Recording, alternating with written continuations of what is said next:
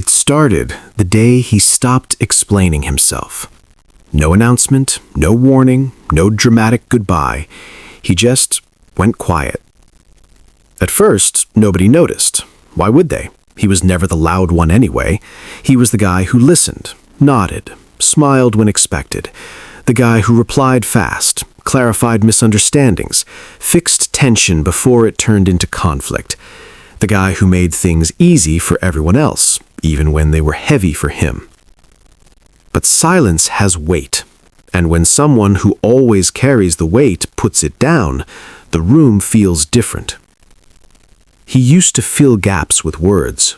Now the gaps just stayed there.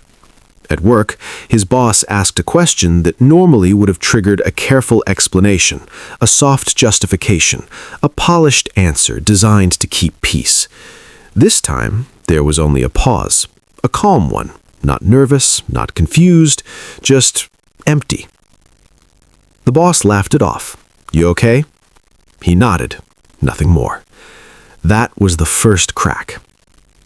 Friends noticed next. Group chats where he once replied with paragraphs now received a single word, sometimes just a reaction, sometimes nothing at all. No jokes, no follow-ups, no emotional labor. When someone complained, he didn't rush in to comfort them. When someone bragged, he didn't clap the loudest. He was still there. That's what made it unsettling. Silence would have been easier if he disappeared, but he didn't. He showed up, sat there, listened, watched, said only what was necessary. No defense, no oversharing, no need to be understood. People started filling the silence for him. Did I say something wrong? Is he mad? He's changed. He's acting weird. Funny thing is, he hadn't changed at all. He had just stopped performing. For years, he believed being understood was survival, that if he didn't explain himself, people would assume the worst, that if he didn't soften his truth, it would be rejected, that if he didn't speak up constantly, he would disappear. So he talked, and talked, and talked. He explained his intentions when nobody asked. He justified his boundaries before setting them. He apologized for emotions that were completely valid. He carried conversations, relationships, expectations, all on his back.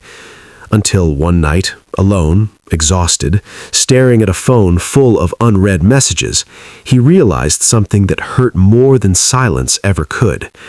They weren't listening anyway. Not really. They were waiting for their turn to talk, waiting for reassurance, waiting for him to stay predictable, waiting for him to be easy. So the next day, he stopped. Not out of anger, not out of revenge, out of clarity. And clarity is terrifying to people who benefit from your confusion. At dinner, someone made a passive-aggressive joke at his expense. The old version of him would have laughed it off, then later explained why it hurt, trying to sound calm so nobody felt guilty. This time, he didn't react. No smile, no counter-joke, no explanation. Just silence. The table shifted. Someone cleared their throat. Another person rushed to change the topic. The joker suddenly felt exposed, like a spotlight had turned on without warning. Silence doesn't argue. Silence doesn't defend. Silence lets people hear themselves. That's why it makes them uncomfortable. People began projecting onto him. They assumed arrogance, coldness, ego, pride, anything but the truth, that he had simply stopped giving free access to his inner world. Because when you stop explaining, people have to sit with their assumptions, and most people hate what they see there. They tested him. They pushed boundaries harder, threw sharper comments, withheld affection to see if he'd chase it, created drama to see if he'd rush in and fix it like before. He didn't. Not because he didn't care, but because he finally cared about himself. And that's when the whispers started. He thinks he's better than us now. He's so distant. I miss the old him. The old him was convenient. The new him was honest. Honest silence is louder than fake words. Late at night, doubt crept in. Silence does that. It removes noise, and what's left is your own thoughts. He wondered if he'd gone too far, if he was losing people, if being quiet meant being alone. But then he remembered how alone he felt when he was surrounded by people who only loved the version of him that made their lives easier.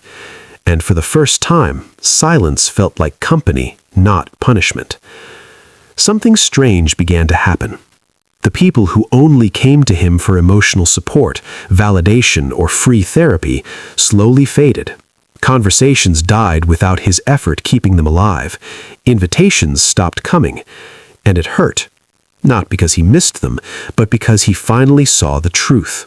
They were never attached to him. They were attached to his availability. Meanwhile, a few unexpected people leaned closer. They listened more carefully. They chose their words. They respected the pauses instead of rushing to fill them. They didn't demand explanations.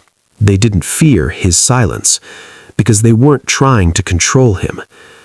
That's when he understood something no one had ever taught him. Silence isn't absence, it's a boundary. And boundaries feel like rejection to people who were overstepping. He wasn't quieter because he was weaker. He was quieter because he was done leaking energy into places that never poured back. And the world noticed. Not everyone likes a man who no longer explains himself. Not everyone feels safe when you stop proving your worth. Because when you go quiet, people are forced to face the question they were avoiding all along. What was I taking from him that I never gave back? Have you ever noticed how people panic when you stop needing them? Because that's exactly what happened next. His silence stopped being confusing and started becoming threatening. Not because he did anything wrong, but because he no longer reacted. And when you don't react, people reveal themselves. At first, they tried kindness, sudden concern, random check-ins that sounded caring but felt calculated. Hey, just making sure you're okay. You've been so quiet lately. We miss the old you. The old you. The version that bent. The version that explained. The version that stayed longer than he should have. He listened. He nodded. He didn't argue. And that silence, it made their words echo back at them. Here's the truth nobody warns you about. The moment you stop over-explaining, you become a mirror. And not everyone likes what they see. They pushed harder. Old friends brought up past favors, subtle guilt wrapped in jokes. Family members questioned his attitude, his tone, his distance. At work, expectations increased without conversation, like they assumed his silence meant obedience. But something inside him had changed permanently. He no longer confused peace with people-pleasing. There's a moment in every person's life where you realize this. Being understood by everyone is impossible, but being respected by yourself is non-negotiable. And silence became his training ground. Every time he wanted to explain, he didn't. Every time he wanted to defend, he paused. Every time he felt misunderstood, he breathed through it. Not because it didn't hurt, but because growth always hurts the part of you that depended on approval. Late nights were the hardest. That's when the old habits came knocking. The urge to text back, to clarify, to smooth things over. The fear that if he stayed quiet too long, people would forget him. And then a dangerous thought crossed his mind. What if they do? That thought didn't break him, it freed him. Because if someone forgets you the moment you stop performing, they never really knew you. Here's something most people learn too late. You don't lose people when you set boundaries. You lose parasites. And parasites hate silence because silence starves them. Weeks passed. The noise around him dropped. Fewer messages, fewer demands, fewer emotional emergencies that somehow always landed on his shoulders. And in that quiet space, something powerful grew. Clarity. He started noticing how often he used to apologize for existing, how much time he spent translating himself into something more acceptable, how often his kindness was mistaken for weakness. Silence didn't make him invisible, it made him selective, and that scared people even more. Because when someone no longer chases validation, you can't control them. At work, something shifted. Meetings where he once over-prepared explanations, he now spoke only when necessary, short, direct, unemotional, no filler. People leaned in when he spoke, because silence creates weight, and weight creates authority. Funny how that works. The same people who ignored his words before now replayed them after meetings. The same ones who talked over him now waited. Not because he raised his voice, but because he stopped wasting it. Let me tell you something important. Loud people demand attention. Quiet people command it.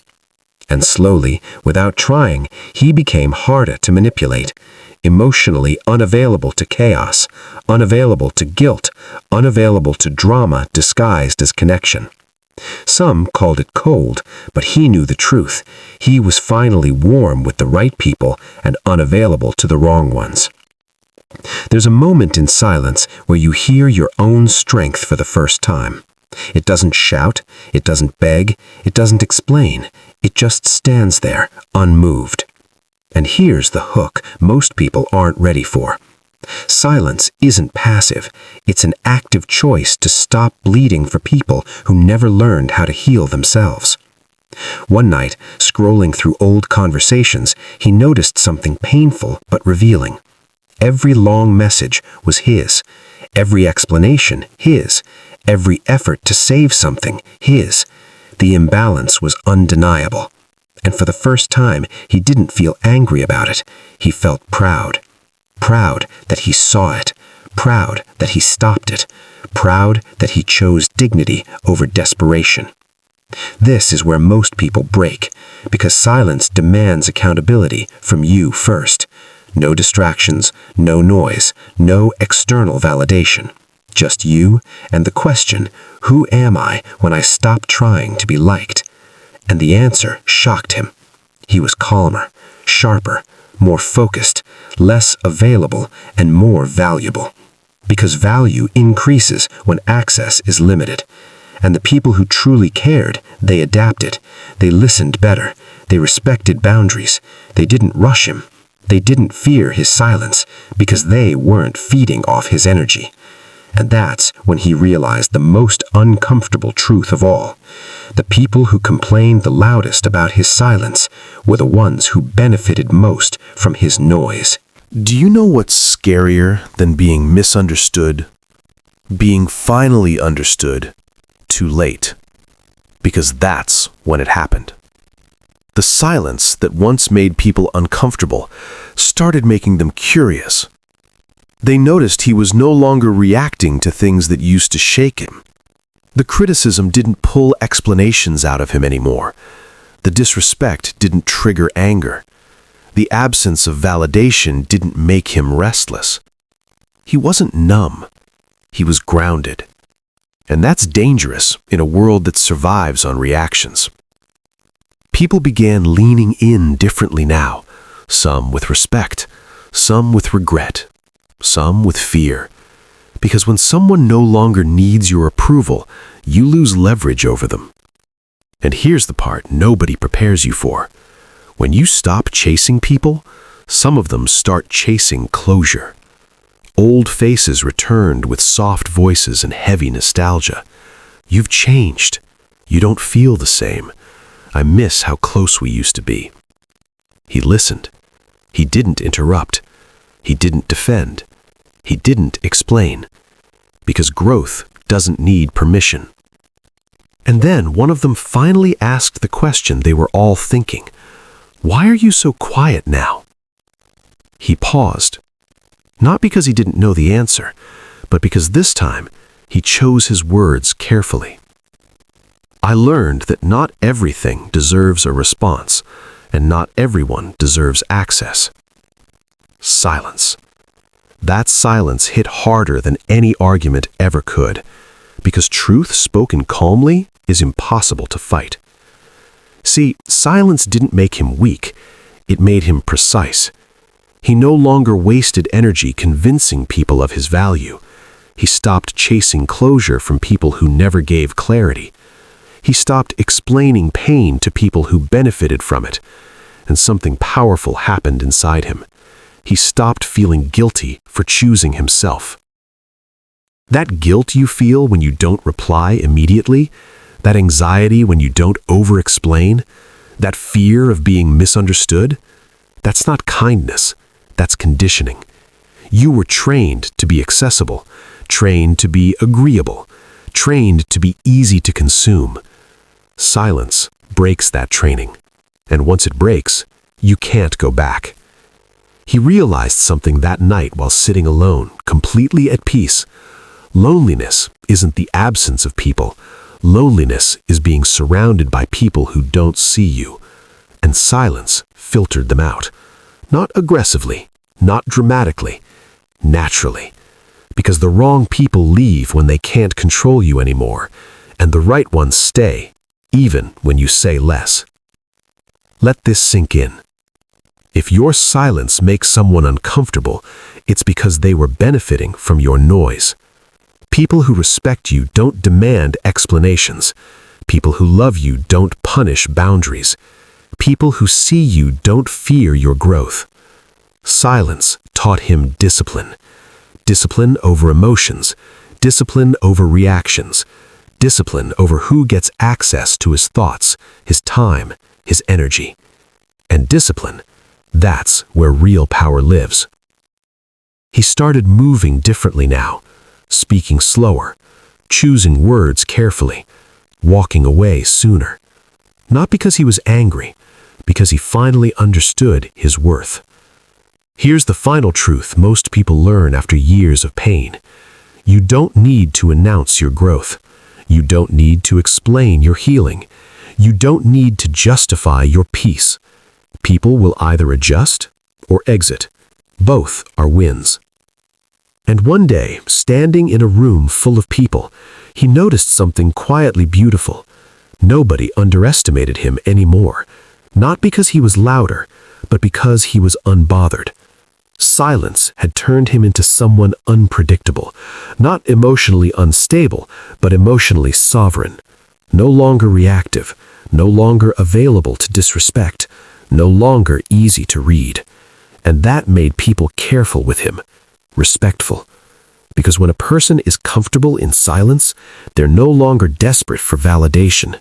And desperation is what people exploit. If you're listening to this and it feels uncomfortable, good. That means something in you is waking up. You don't need to disappear to be powerful. You just need to stop explaining yourself to people who never listened.